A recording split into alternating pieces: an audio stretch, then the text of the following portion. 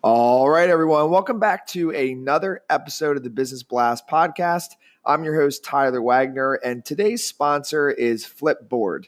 Flipboard curates the world's stories so you can be smarter in your work, life, and play. Choose from thousands of topics to personalize Flipboard and get the latest stories from the best publishers and experts delivered to you 24/7. So you can get started now at flipboard.com. And now let's jump into the episode.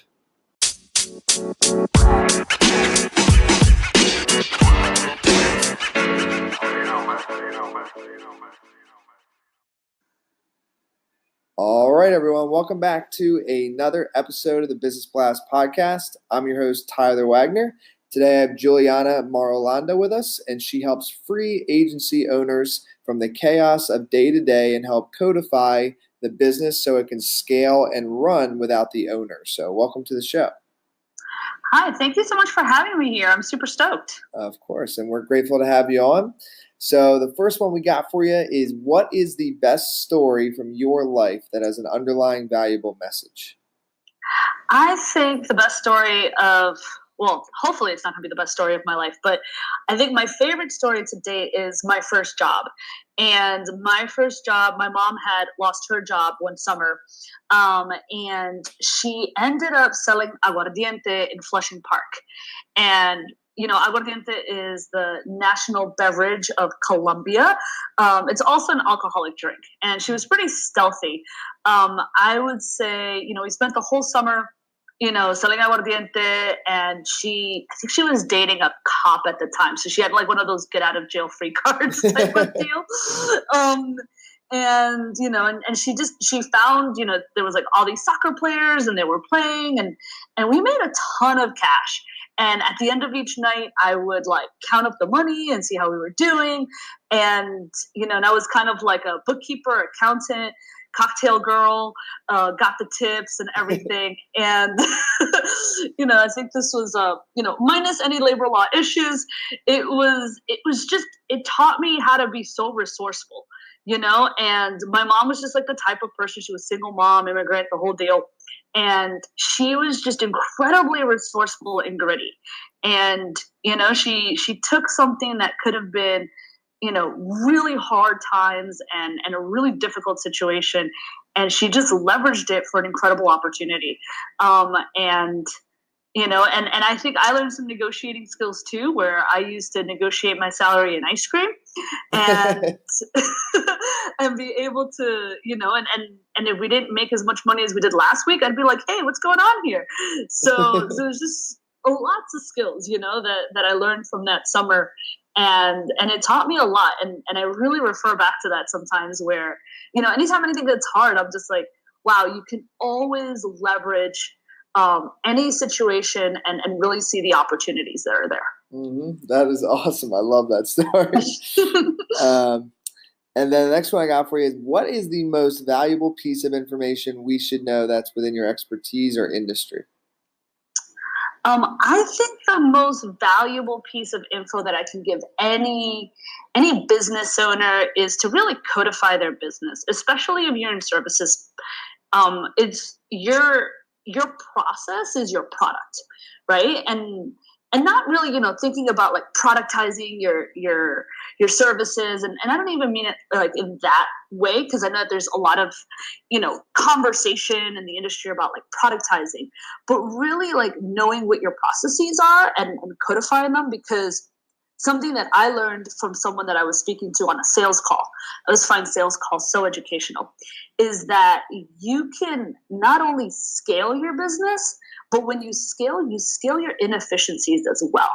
So really thinking about, taking a proactive look in how you're growing and really where you can to create things so that you're taking yourself out of them and create a business where even your decision making, can be scaled because you're codifying that as well.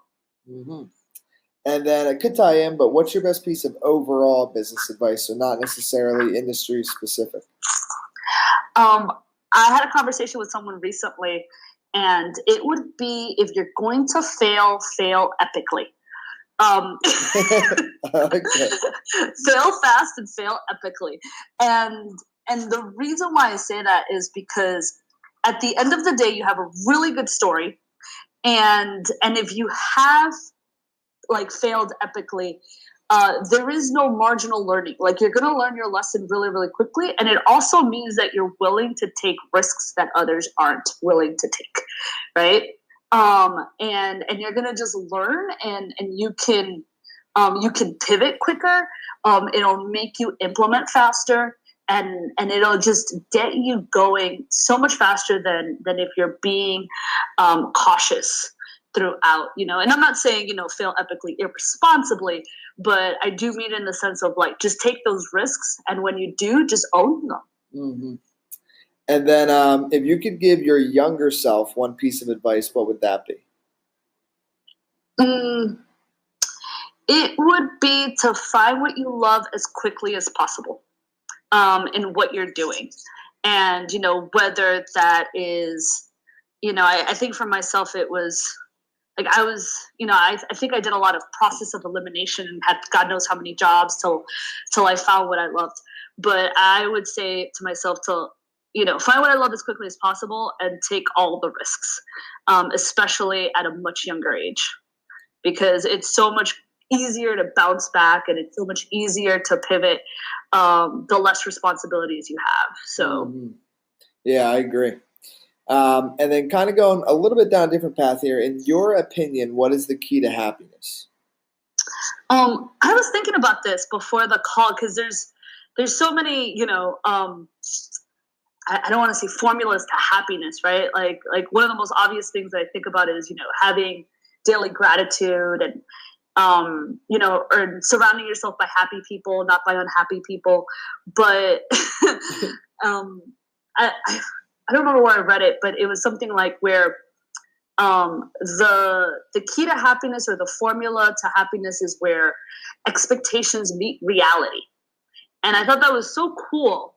But then from a proactive standpoint, like, how do you create those expectations? And how do you create your reality? So I would say being present as possible. And that was a kind of a roundabout way to say that, but I think it was just, in order to be truly happy, at least for me, is really staying present and open. Mm-hmm. And then what is the best book that you've read, and what was the number one thing you learned from that?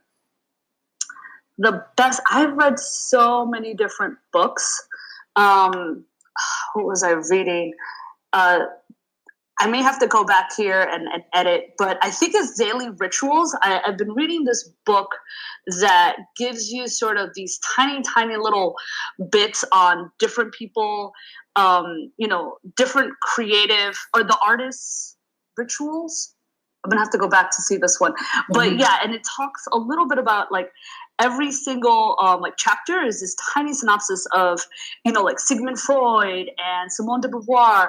And it talks about what they did in their daily lives. And it was just really interesting because a lot of them were alcoholics, which I found very fascinating. And, and some of them woke up really, really early. And a lot of them did nothing during the day. They spent a lot of time thinking.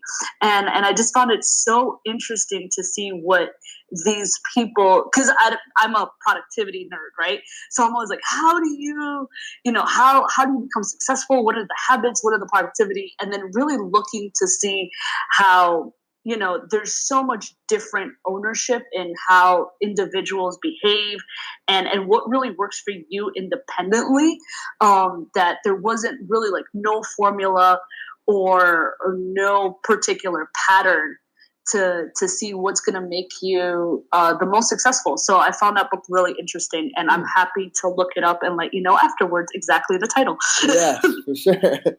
And then what is your favorite quote and why? I think, and this has just been my favorite quote since I was a kid. It's been like, what doesn't kill you makes you stronger.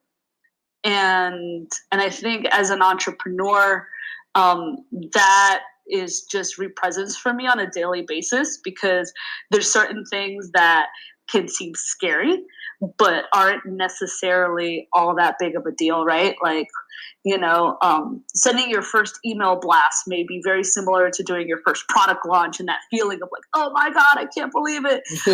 But like, pressing play or send isn't going to kill you. And I think it really does make you stronger for when you are facing true adversity. Yes. I love it. Thank you so much for coming on. The last one I got for you is, where can our audience best find you online? Yeah, your audience can find me at scaletime.co. Also on Instagram, at scale_time. We're on Facebook, and yeah, definitely would love to hear from them. Ping me, comment and DM me. Perfect. Thank you again for coming on. All right. Thank you so much.